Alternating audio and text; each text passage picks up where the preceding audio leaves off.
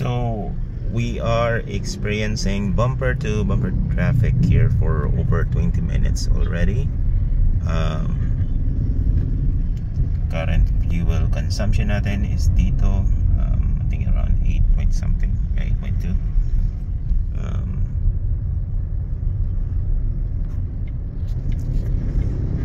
So far average ang fuel consumption ng Kia Sonet.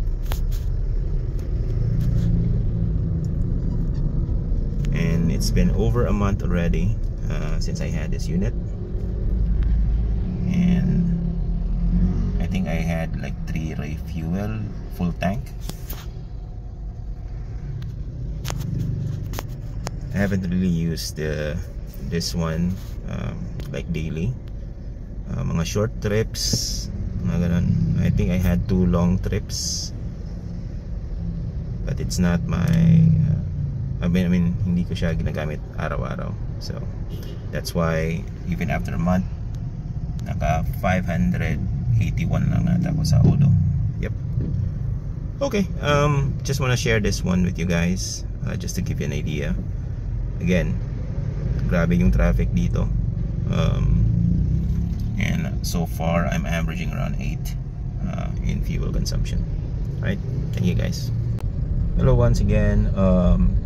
So I just want to share a few things about driving the Kia Sonet, no? I've read few posts na mahina daw yung AC, tapos mabigat, matakaw sa gas.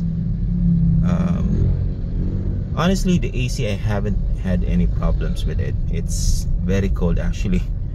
At times I only use 1 fan, tapos yun. The gas, I would say average. It really depends on you know, gaano ka, you know, kalakas yung apak mo sa gas pedal. So if you're a new driver, possibly mas mataas yung fuel consumption mo until you get to get a good feel in driving the Kia Sonet. Overall, it's very fun to drive talaga yung Kia Sonet. Fuel consumption again is average. AC is very cold. Haven't had any issues with my over a month old Kia Sonet SX, yung specific brand ko. Tapos ito, grabe yung traffic, and my current fuel consumption is 7.7. More than 30 minutes na nasa traffic ako. So yan, papatayin ka talaga kahit ano pang sasakyan mo in traffic. So anyway, I hope this helps those who are thinking of buying this unit. I strongly recommend yes to that. Grabe rin ang research ko dito when I considered buying or replacing my old car.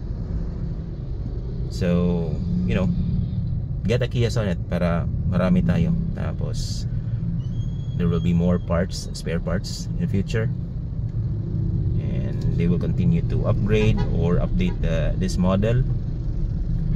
Mga facelift, yung mga ganon, mga 360 camera, which is wala dito at the moment. So hope that helps. Thank you. Bye. Traffic update. It's almost an hour driving, and ganito yung traffic dito. Tapos bumper to bumper talaga.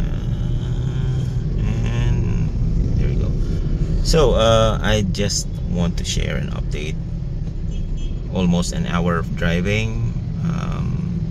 90% of the time ganito yung traffic, very heavy traffic. Tapos ito yung fuel consumption niya at 8.0